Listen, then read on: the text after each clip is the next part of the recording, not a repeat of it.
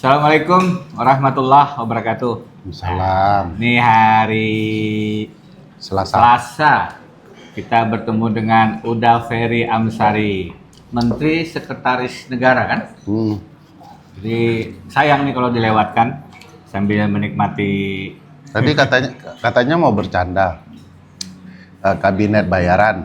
Kabinet bayangan atau kabinet bayaran. Nah, itu gimana tuh? Coba jelaskan dulu lah masalah kabinet bayangan ini. Yang panjang-panjang. Jangan panjang-panjang. Pertama, itu diharapkan mampu menjadi oposisi pemerintah. Model apa yang terjadi di parlemen gara-gara pemerintah kita sendiri menerapkan ciri-ciri penyelenggaraan pemerintahan parlemen. Eksekutif menteri-menteri melapor ke pimpinan DPR. Pimpinan DPR menghadap presiden melapor kondisi negara ketika presiden selesai kunjungan ke luar negeri.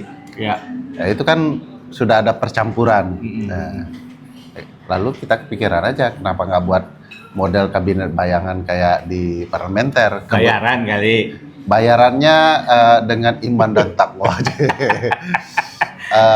Sejauh ini masih urunan. Kita sedang berupaya sumbangan dari Pordeni. Ini sedang amin. Jadi memang kita sekarang ini tidak ada oposisi. Yang jadi oposisi juga malu-malu. Mau kritik presiden kalau nggak atek asing, londo ireng. Nah, jadi gimana tuh? Itu bajunya dong. Bajunya nih. Ya itu Prof, karena pemerintahan kan tidak bisa berjalan satu sisi. Harus ada oposisi yang membangun checks and balances, dan sekarang hilang. Oleh karena itu ya kita gagas. Kebetulan sedang jadi tren di beberapa negara ketika relasi partai politik dan parlemen serta pemerintahan tidak memperjuangkan publik. Bahkan di negara yang ada kabinet bayangannya secara formal membentuk kabinet bayangan informal, di Prancis misalnya. Jadi masyarakat nggak nyaman nih kabinet bayangan, tidak bisa mengontrol kerja-kerja pemerintah, yang mereka buat sendiri di luar untuk sebagai alternatif cara berpikir, dan itu juga yang kita lakukan kurang lebih. Memang yang mengganggu dengan kabinet presidensial kalau dia tidak ada kontrol dari parlemen, maka ya cenderung koruptif ya kan. Saya ingat kuliah Prof dulu tuh. Iyalah. Soal presidensial efektif ya. Bebek kaki pincang Lemdak government. Kan juga pernah diceritakan soal presidensial presidensialan. Jadi pidato orasi saya waktu guru besar itu membagi presiden itu ada 3. Efektif presidensialism, presiden yang efektif itu ya presidensial satu kata. 2, minority presidentialism, presiden yang sial, 2 kata. Overpower. Dan yang ketiga, majority presidentialism. Ya overpower kan? Ini yang presiden yang sialan. Nah, kira-kira sekarang yang dari yang 3 mana? Itu pertanyaan saya kayaknya. Kan saya yang nanya, ente yang jawab. Di antara 3 ini kira-kira yang mana nih? Menurut tulisan Prof Denny yang saya baca waktu muda menurut di Kompas, keyakinan saya. Itu lain lagi tuh. Ya itu, emang ini ada bagian kriteria ketiga, presidensialan gitu ya. Karena terlalu powerful sehingga perimbangan tidak terjadi, dan dia sengaja membuat mekanisme checks and balances itu hilang sama sekali. Itu yang kita maknai dari tulisan Prof dan apa yang kita lihat sebagai kondisi yang perlu diperbaiki lah. Iya, karena salah satu ciri majority presidentialism itu dia koalisinya oversize. Koalisi yang kedodoran, koalisi yang kebesaran. Kalau yang minority presidentialism itu koalisinya undersize. Iya, timpang, lemdak, kurus. Ya. Kalau yang efektif presidensialism itu koalisinya minimal winning coalition, koalisi pas terbatas. Jadi memang kalau sudah oversize, sudah seperti sekarang, hampir tidak ada partai oposisi, maka cenderung memang menjadi sistem presidensial yang sangat kita kritisi, kita sayangkan karena itu peran dari kabinet bayangan yang bukan bayaran ini menjadi penting. Coba sangat penting. Program-programnya kira-kira yang dalam waktu dekat apa nih? Ya, hari ini akan ada nguliahi kabinet bayangan. Apa tuh? Masyarakat korban pelanggaran HAM, korban hukum, berhadapan dengan hukum atau sedang melakukan advokasi hukum dan bahkan di isu pemberantasan korupsi, nguliahi para menteri. Untuk kita ngasih gambaran bahwa menteri itu bukan segala tahu, tetapi dia juga harus mampu menampung aspirasi, pengetahuan, dan gagasan-gagasan dari orang-orang yang kemudian berhadapan dengan fakta-fakta empiris yang mungkin tidak menyenangkan kalau didengarkan, tetapi harus dicarikan solusinya.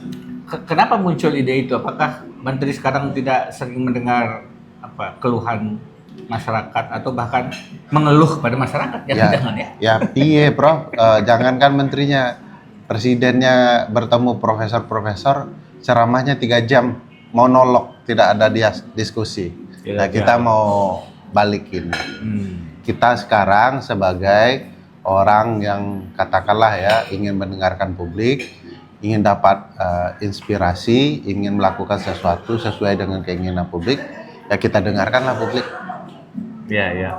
Jadi masyarakat korban apa ini kalau boleh tahu? David? Ada Bu Sumarsi, anaknya hilang di 98 sampai sekarang tidak diketahui di mana mayatnya. Bagaimana peristiwa 98-nya? Semanggi lah ya peristiwa penculikan 98 ya.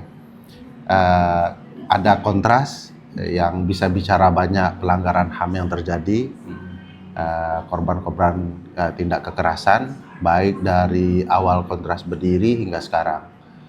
Ada Fathia Maulidianti, dia mantan direktur dulu di Kontras yang kemudian kita ingin tahu sudah ada siklus perubahan upaya-upaya perlindungan hak asasi manusia dan penegakan hukum.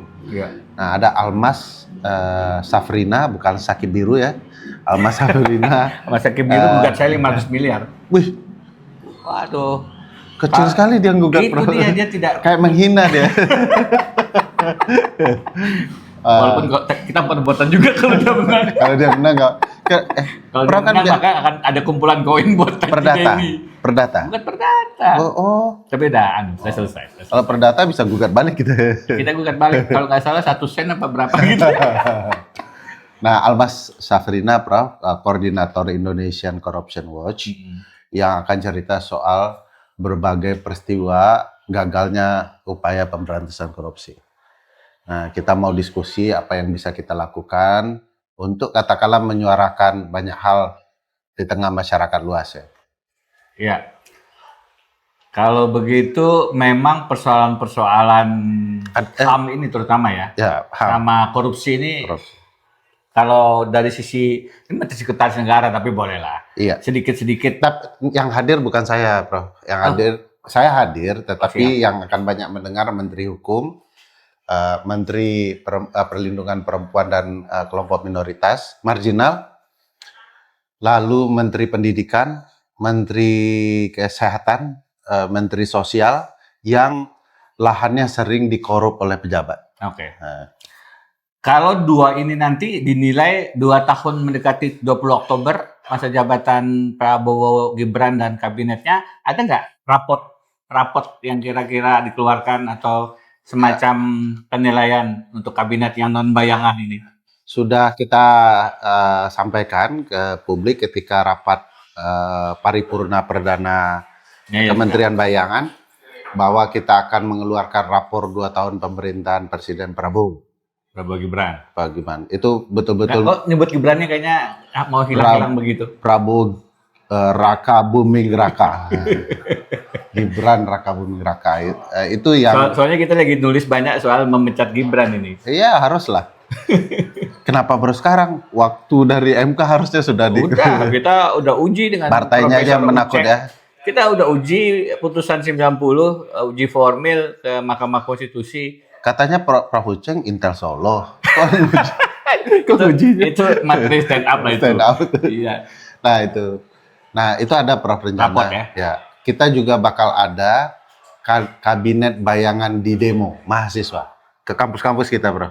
Nah, mantap itu. Nah, nanti juga akan ada pertemuan tokoh dan guru bangsa. Prof jangan diundang nanti pergi kemana-mana. Masuk tokoh kita.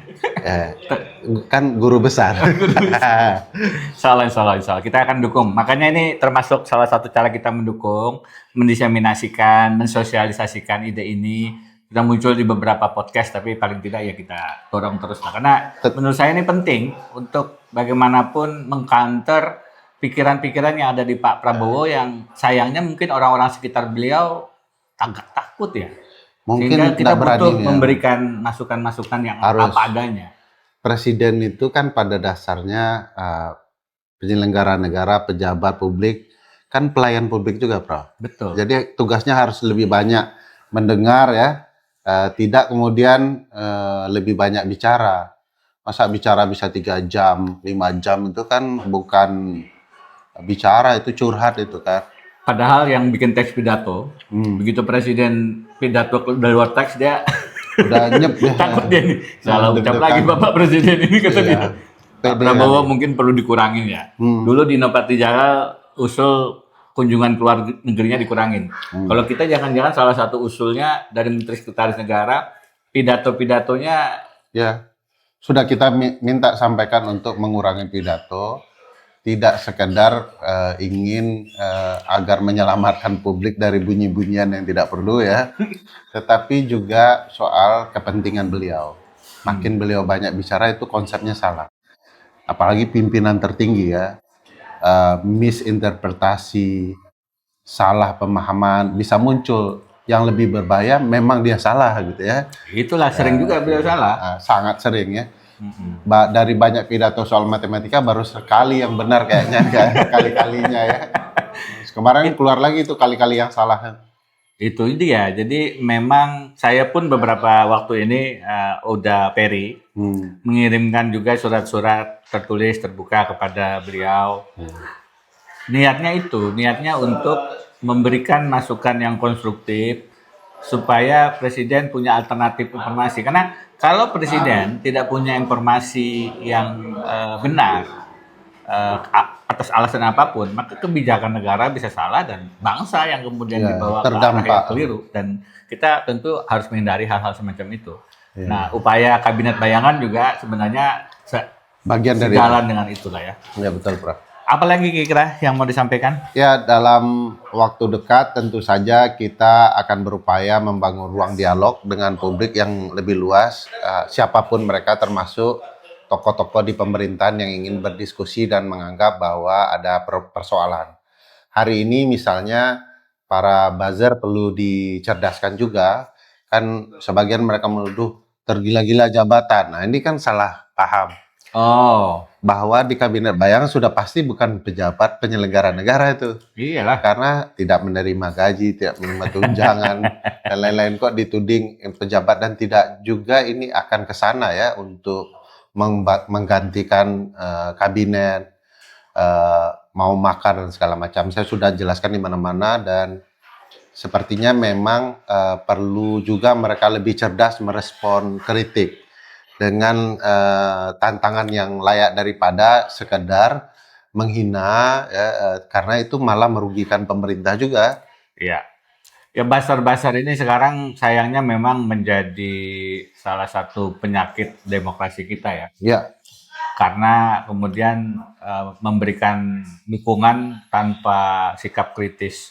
Padahal kita harusnya sebagai rakyat bagaimanapun setelah kita memberikan mandat kepada siapapun melalui pemilu, maka sikap utama dan pertama yang harus kita jaga dan kita pertahankan adalah kekritisan kan. Betul. Nah, buzzer itu relatif hilang daya kritisnya, salah satunya ya karena mungkin juga di situ ada faktor ekonomi dan ya. lainnya. Sejak era Pak Jokowi kan ada Perpres yang membuat buzzer dibiayai oleh negara. Pak Jokowi ini menarik karena Pak Jokowi ini menarik karena waktu presiden punya relawan, calon presiden punya relawan, setelah jadi presiden masih punya relawan, padahal sudah harus menjadi presiden seluruh rakyat Indonesia.